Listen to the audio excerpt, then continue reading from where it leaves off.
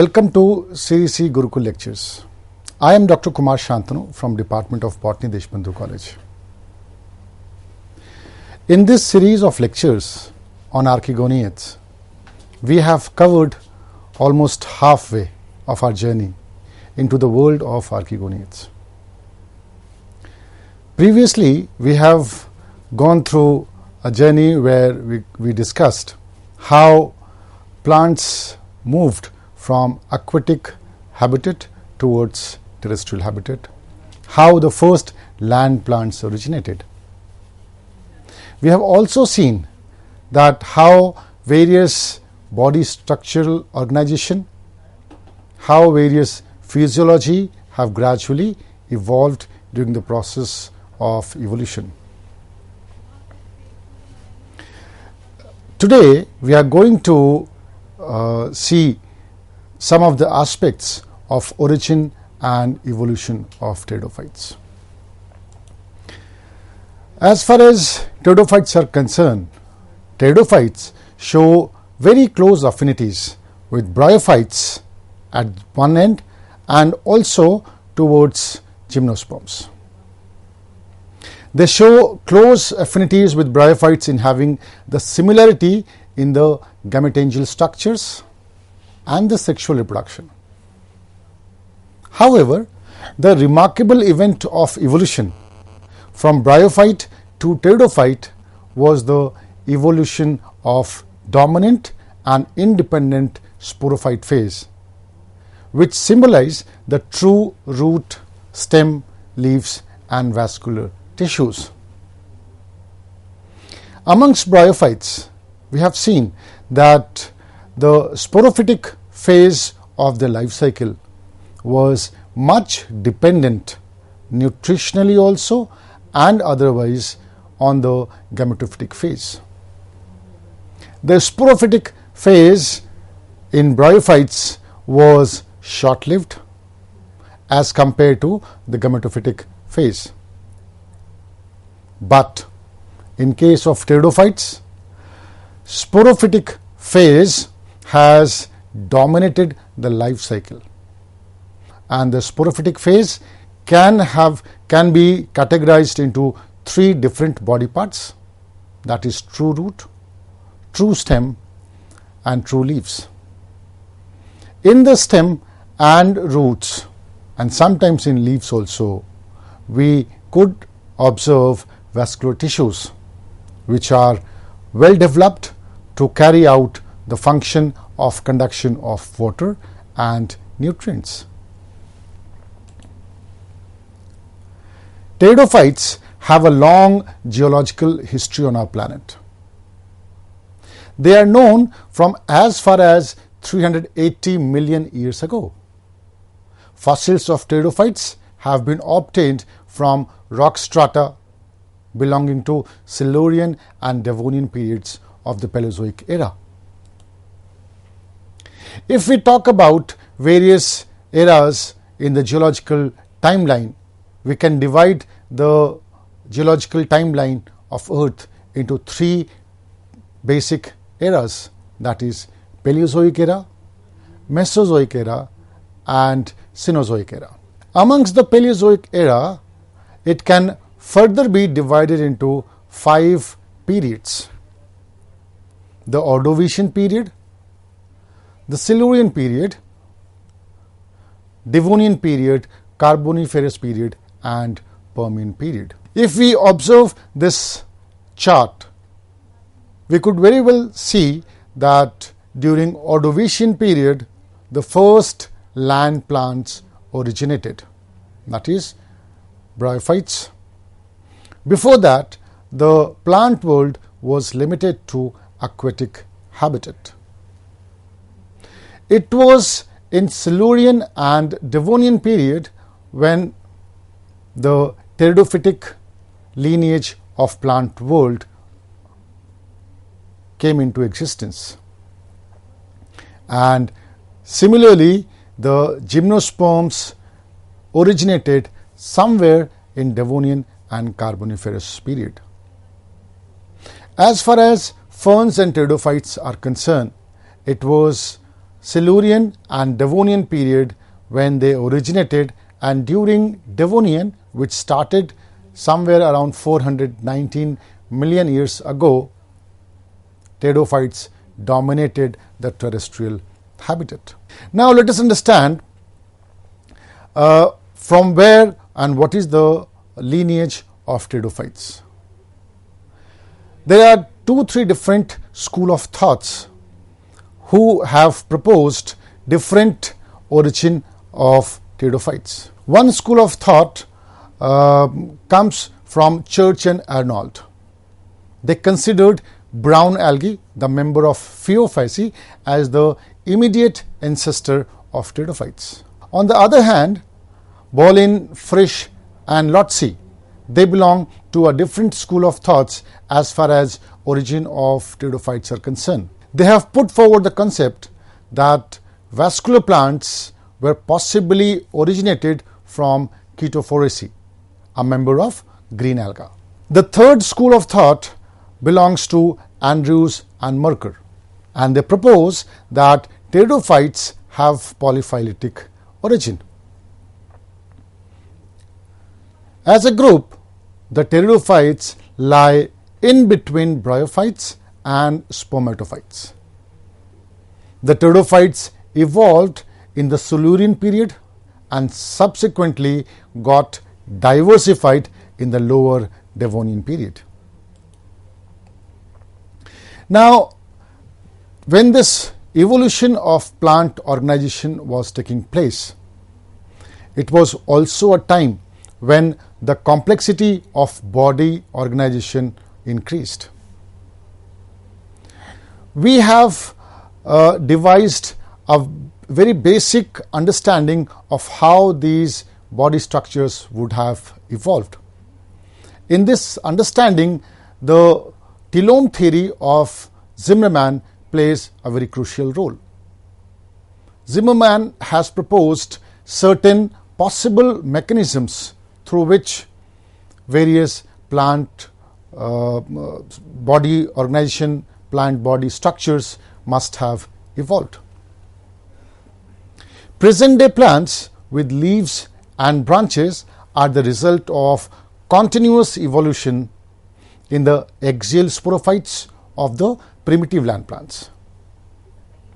Earliest land plants such as Rhynia, Horneophyton, Xylophyton, Steroxylon, they had a simple dichotomously branched axis and they bore sporangia terminally or laterally. Zimmermann, way back in 1930, proposed that dichotomous branching system and leaves in the primitive plants evolved by the process of elaboration, which he explained in his telome theory.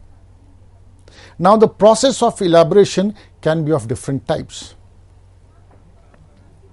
In his telome theory, he proposed an ideal and hypothetical plant body, which he called as telome.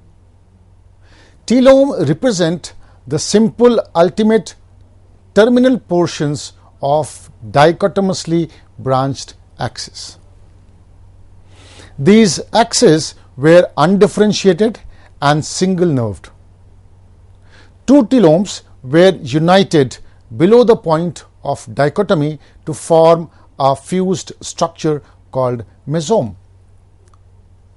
We can understand the telome and various parts of telome in this diagram. The telome, which bears a sporangium at its tip, is called a fertile telome, while the sterile telome, phalloids or vegetative telomes, are those which does not bear a sporangium. So, Zimmermann proposed a hypothetical plant body organization where he called the terminal branches as telomes. Telomes, they fuse at below the point of dichotomy, and the fused portion they are called as mesomes. The telomes could be of two types, one bearing the fertile structure, one bearing the sporangium, and the other which does not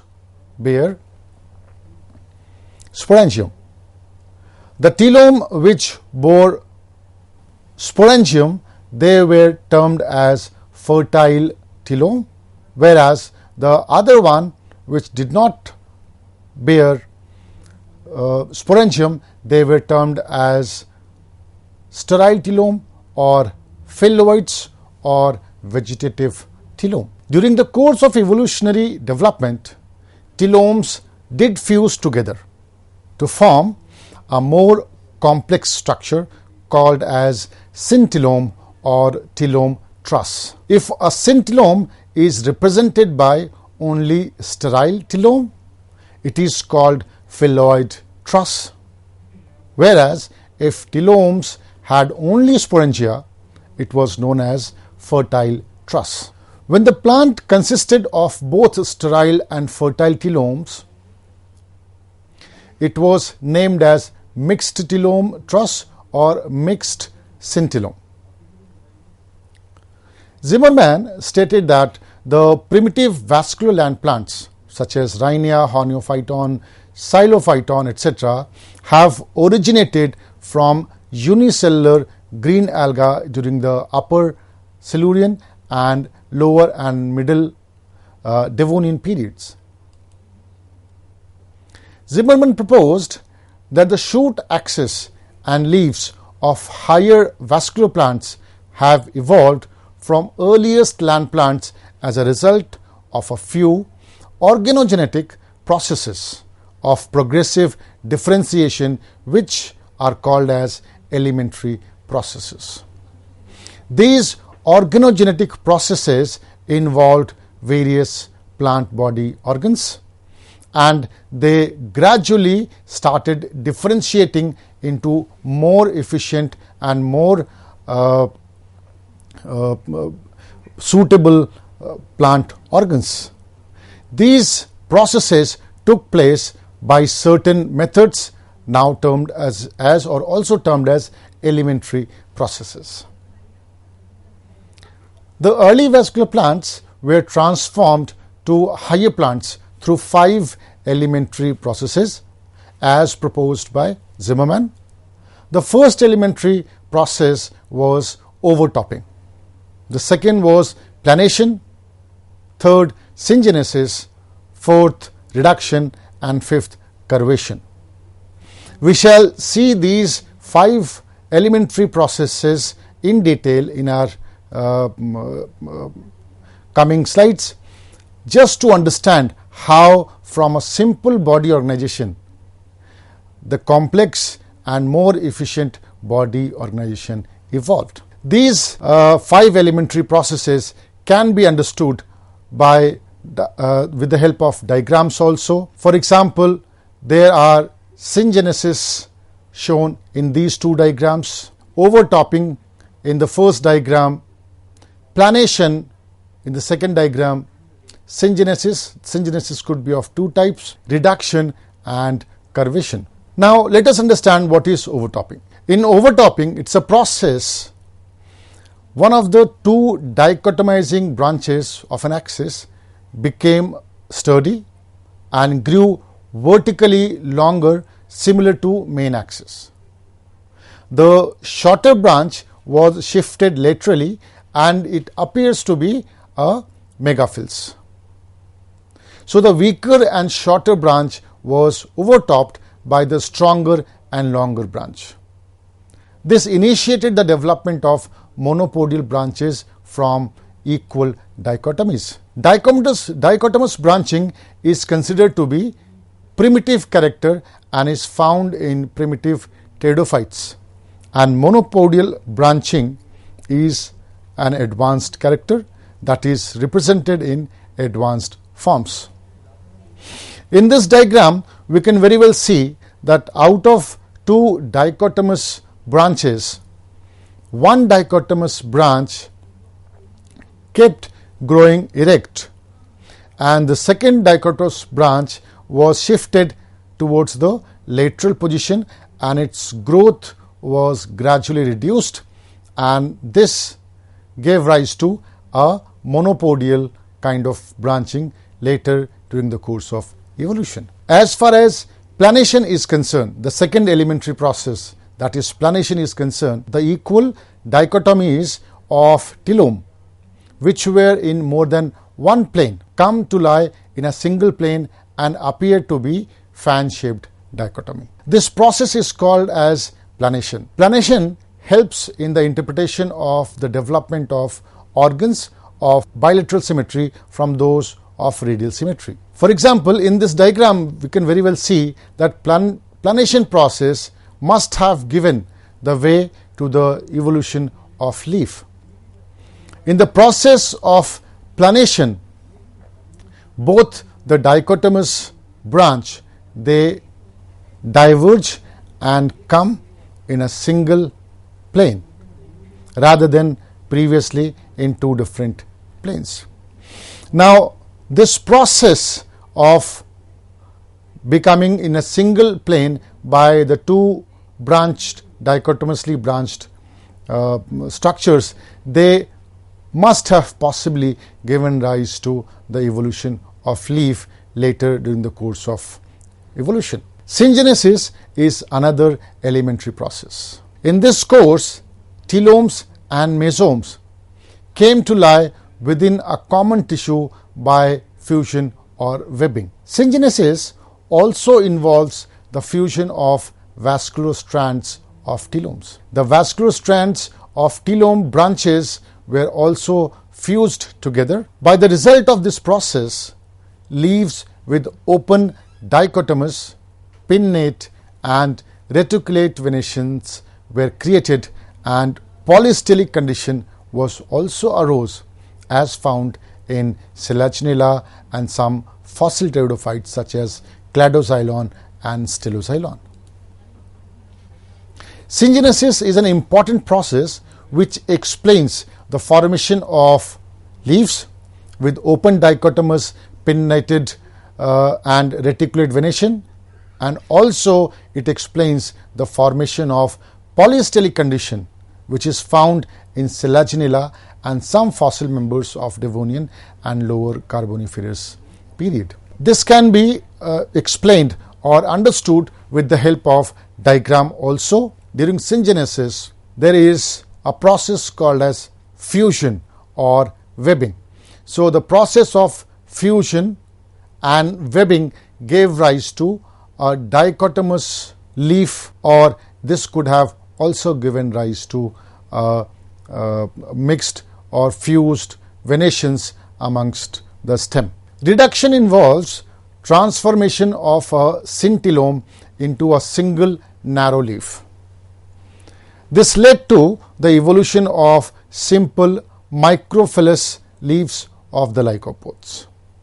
In this process, the dichotomously branched stem, they gradually underwent reduction and they ultimately got converted into no branched or a single erect branches. Similarly, curvation is